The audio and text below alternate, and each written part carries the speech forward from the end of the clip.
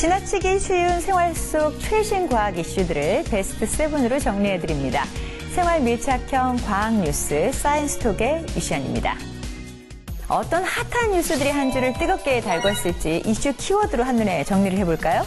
제일 먼저 눈에 띄는 단어는요, 만능 편의점, 그리고 엣지의 배신? 50만 원 진료비 등을 확인할 수 있는데요. 어떤 뉴스들인지 7위부터 확인해 보겠습니다. 7위, 저유가 직격탄, 휘청 있는 셰일 오일. 셰일 오일은 말 그대로 셰일층에 갇혀있는 원유를 말합니다. 일반 오일에 비해 채굴 단가가 많이 높다 보니까 거의 생산하지 않았는데요. 미국이 시추 기술을 개발하고 셰일 생산이 가속화됐고요. 석유와 석탄을 대신할 대체 에너지로 각광받았습니다.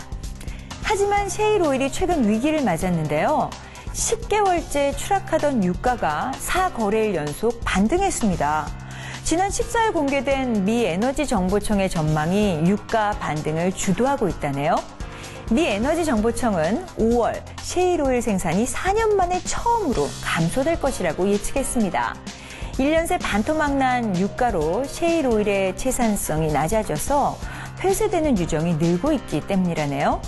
블룸버그 통신도 미국의 셰일 오일 열풍은 5월을 고비로 끝날 것이라고 분석했는데요. 과연 위기를 맞은 셰일 오일이 그 고비를 맞을지 아니면 유가가 오름세로 돌아면서 재가동이 될 수 있을지 주목을 끌고 있습니다. 6위, 스마트폰 때문에 우체통도 구조조정? 지난 14일 행정자치부와 우정사업본부는 우정본부 조직 개편을 단행하기로 했습니다. 우정사업본부의 공무원 정원을 1000여 명 줄인 건데요. 우편 물량 감소와 인건비 증가로 인해 3년 연속 적자를 기록하고 있기 때문이라네요. 갈수록 설 자리를 잃어가는 우체통, 손편지의 추억이 점차 사라지는 것 같아서 좀 안타깝습니다. 5위, 배터리 교체까지? 만능 편의점. 전국 편의점 2만 5천여 시대, 소비자의 편의를 위한 편의점들의 경쟁이 뜨겁습니다. C사의 편의점 일부 점포에서는요, 다음 달부터 방전된 휴대전화 배터리를 충전된 배터리로 교체해주는 휴대전화 배터리 교환 서비스를 시작한다고 밝혀서 관심을 모았습니다. 소비자가 방전된 배터리를 가져오면 휴대전화 기종과 정품 여부 등을 확인하고 충전된 배터리로 교환해주는 방식입니다. 충전하는 동안 수십 분씩 기다려야 했던 소비자의 불편을 해소하겠다라는 취지인데요. 외출 중 급하게 과제를 프린트 뽑거나 주민등록 등본을 팩스로 보내야 할 때 혹시 고민하셨습니까? 서울과 대전 대학가 G사 편의점들이 문서를 편집해서 출력 가능한 복합기를 설치했다고 합니다. 그리고 주민등록 등본도 발급받을 수 있고요. 또 S사의 편의점들은요, 미팅룸과 안마의자를 갖춘 도시락 카페로 일반 점포보다 6배 높은 매출을 올렸다고 하는데요. 다양한 서비스로 불황 속에서도 높은 매출 성장률을 올리고 있는 만능 편의점들. 소비자의 사랑을 얻기 위한 이들의 진화가 어디까지 이어질지 기대를 모으고 있습니다. 4위, 활처럼 휘어지는 갤럭시 S6 엣지 논란. 갤럭시 S6 엣지로 국내 시장에 화려하게 컴백한 삼성전자. 하지만 출시 전부터 쉽게 휘어지는 S6 엣지의 밴드게이트 논란에 휩싸였었죠. 이에 상반된 실험 영상들이 반격에 나섰습니다. CNN이 미국의 스마트폰 수리업체 스퀘어 트레이드의 실험 영상을 공개했습니다. 갤럭시 S6 엣지와 아이폰 6 플러스의 내구성 실험 결과 엣지는 68kg가량의 압력에 활처럼 휘어지면서 작동이 멈췄고요. 아이폰은 81kg의 압력에서 갤럭시와 비슷하게 파손됐다고 보도를 했는데요. 이에 대해 삼성전자는 실험이 일상적인 사용 과정에서 발생하기 힘든 과도한 하중으로 의도성을 가진 실험이라는 의심을 지우기 어렵다라고 밝혔습니다. 이를 뒷받침하는 네티즌들의 상반된 실험 영상도 눈길을 확 끌었죠. 한 이용자는 갤럭시 S6 엣지를 망치로 사정없이 내려치는 영상을 공개했습니다. 액정이 망가지고 형태가 일그러졌지만 휴대폰은 문제없이 작동합니다.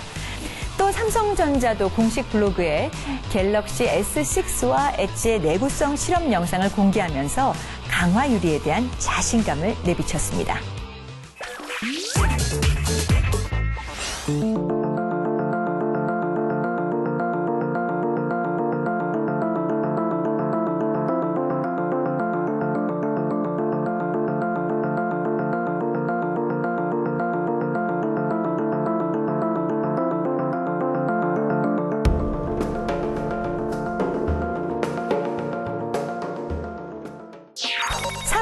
인터넷 중독 치료비 최대 50만 원 지원.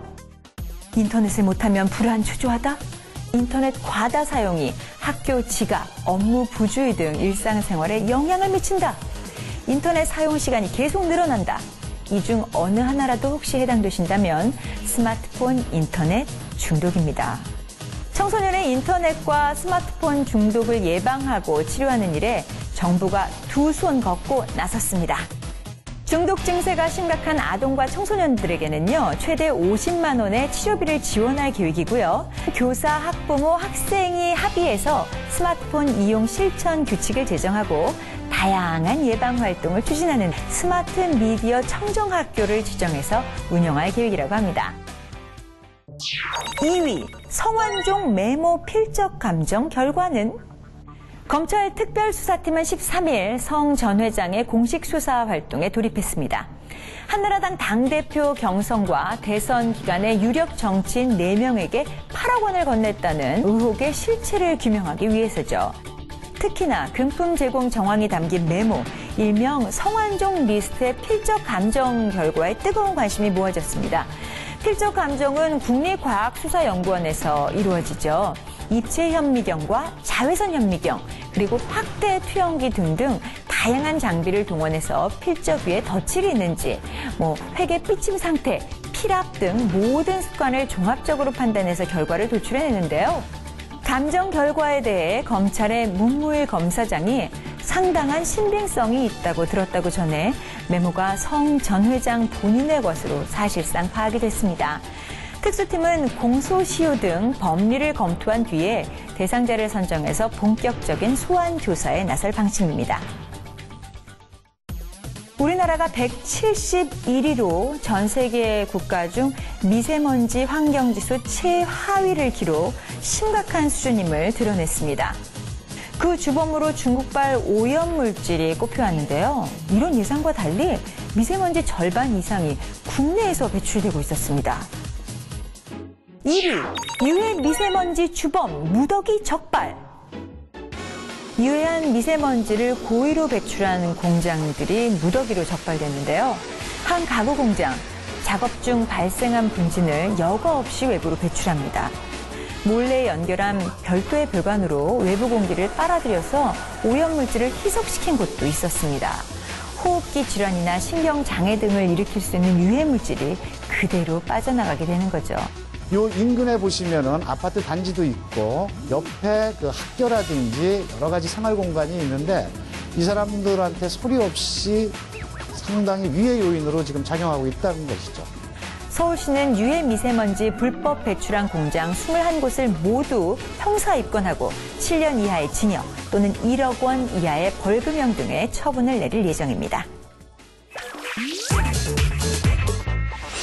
요즘 지하철 타면은요, 모든 분들 휴대전화는 들고 계신데 책 읽는 분 잘 못 본 것 같으시죠? 우리나라 국민의 평균 독서량이 OECD 국가 중 가장 적은 것으로 조사됐다고 합니다. 4월 23일은 유네스코가 정한 세계 책의 날이죠.